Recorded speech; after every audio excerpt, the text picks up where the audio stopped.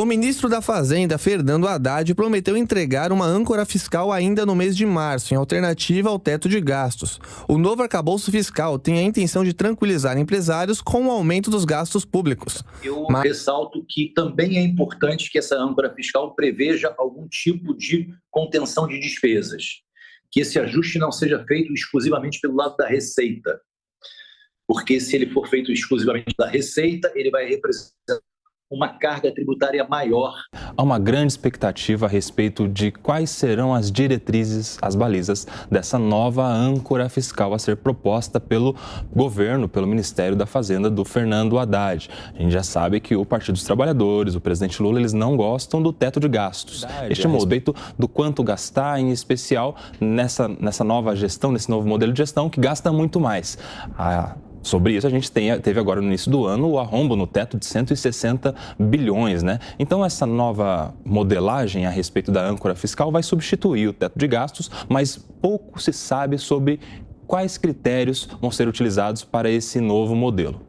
De uma coisa a gente tem certeza, Vitor, de que o governo petista, o governo Lula, ele quer gastar muito mais, ele quer um Estado maior, que seja o pai, por exemplo, de projetos sociais, de projetos de financiamentos imobiliários, por exemplo, como Minha Casa, Minha Vida, que foi retomado nesse novo governo, de que tenha no BNDES, por exemplo, um banco que é de desenvolvimento econômico social, muito mais condições de emprestar dinheiro, financiamento para aqueles que são mais próximos, né, das suas políticas, e isso vai fazendo com que o Estado seja cada vez maior. Um Estado que não se preocupa apenas com segurança, educação, com aquilo que é básico do governo, como, por exemplo, deveria ser a saúde. Não, o governo petista ele tem uma necessidade de ser muito grande. Isso faz com que haja uma necessidade também de maior arrecadação. Por isso é que a gente está vendo cada vez mais tributos, a reoneração, por exemplo, dos combustíveis, uma discussão sobre reforma tributária que, neste governo, certamente vai arrecadar muito mais. Então, a gente pode esperar uma conjugação aí. Nova regra fiscal, nova reforma tributária que arrecade muito mais e isso tudo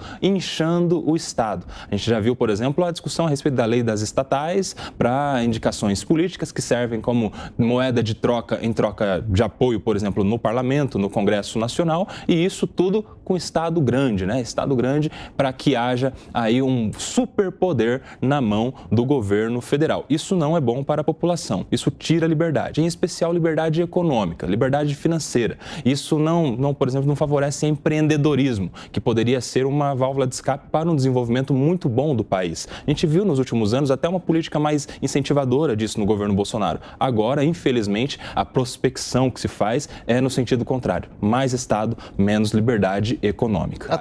Então, as pessoas, o cidadão, por exemplo, não sabe ao certo como é que os impostos são cobrados, onde estão sendo cobrados os impostos. Poucas pessoas sabem, por exemplo, o que está pagando de imposto quando compra um produto num supermercado, por exemplo. A gente tem a necessidade de simplificar os tributos até para que haja um pagamento mais efetivo. As pessoas precisam saber como pagar para não ter o risco, por exemplo, de vez ou outra ser abordado pelo fisco e levar multa e dar mais dinheiro ainda para o governo através da Receita Federal, do fisco, do leão, né, das multas, da malha fina do imposto de renda. Por exemplo, muitas críticas do presidente Lula.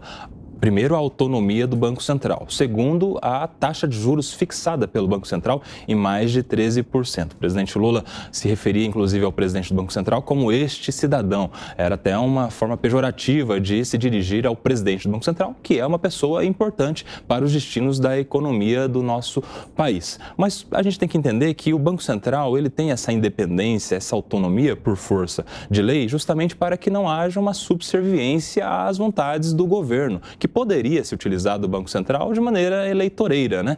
O Banco Central, ele não age quando ele coloca uma taxa de juros em 13%. Na verdade, ele reage, é um remédio, é uma reação à pressão inflacionária gerada, muitas vezes, por discursos, por atos do próprio governo. Então, se o presidente Lula e se o governo, de maneira geral, quiser uma taxa de juros menor, que faça política de modo a preservar a segurança e diminuir a pressão inflacionária para que o Banco Central tenha condições de colocar uma taxa de juros em menor escala, né? Essa relação foi muito conturbada apaziguada nesse início de governo. As pessoas mais lúcidas do governo tentaram apaziguar de certa forma. Nós tivemos uma reunião importante na primeira sessão do Conselho Monetário Nacional, que é formado pelo ministro da Fazenda, ministra do Planejamento, Simone Tebet, e pelo Banco Central, presidente Campos Neto, né? Eles se reuniram ali, almoçaram, parece que colocaram ali os pingos nos is, né, Vitor Brown? Para colocar ali uma ordem, uma boa relação em relação a esse assunto tão importante, mas agora, nessa semana, novamente, nós vimos as críticas retornarem